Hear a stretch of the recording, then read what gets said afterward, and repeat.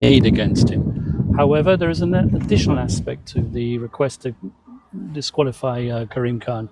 We argue that the very fact of his involvement as a victim's representative and subsequently becoming the prosecutor means that the investigation itself against the former president has been contaminated. Okay. Attorney, does that also mean that there is a requirement to change prosecutorial leadership or potentially delay the proceedings? No, because at the current moment in time, the person who's handling the prosecution, technically speaking, is Deputy Prosecutor Niang, and there's an American prosecutor who's handling the case on a daily basis.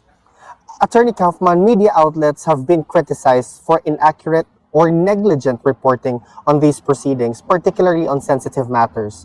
What is your response to this? Well, I think it's justified criticism.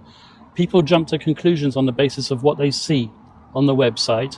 They don't bother reading the fine print, and they see the glaring headlines, think it's newsworthy, and immediately publish without applying the brain too much.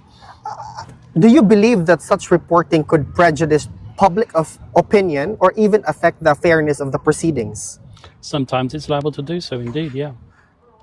Attorney, just to piggyback on that, given that during the administration of former President Rodrigo Duterte, certain media reports were arguably published with negligence in fact-checking or appeared to have been influenced by external directives, can such circumstances be invoked to challenge the credibility and evidentiary weight of media-based accounts presented before the International Criminal Court? Well, it's a rather long question, Alvin, but I'll do my best to answer.